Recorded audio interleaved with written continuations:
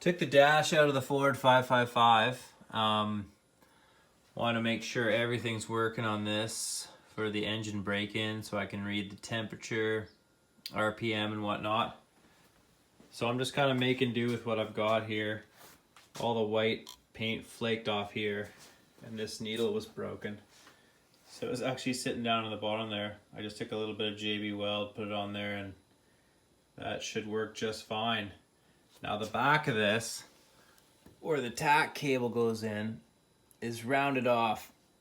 So I'm gonna put the end of the tack cable into a piece of saran wrap and then put another little blob of that JB Weld on there and seat it in there. See if that works. Because if I put a screwdriver in the back there and spin it, the needle does work. So that should fix that. Save me from buying another one. And then I was checking out these gauges here. So I've got a 12-volt battery there coming around to the back. So upside down, but there's a B for battery. E I think is earth because this is again upside down, made in England.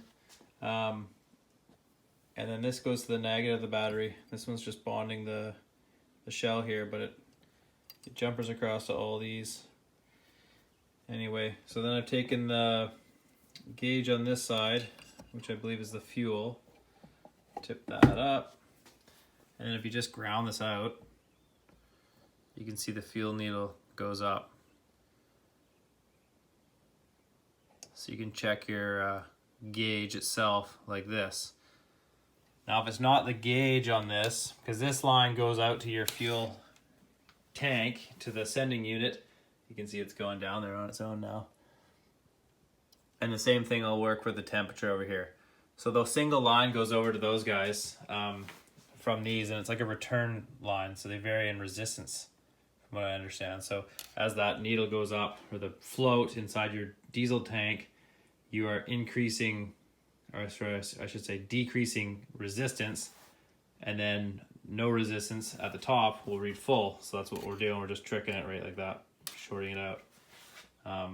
You can also check the resistance by clipping the lead on your sending unit itself, and then you can poke a piece of tie wire down in there and hook the float and lift it up and down and see if that'll affect your gauge as well. Another way to test it. Yeah, so I'll get that back together. Then I'll be able to read my RPM, my temp, and my fuel. And there's a few more lights down here. There's one for the battery.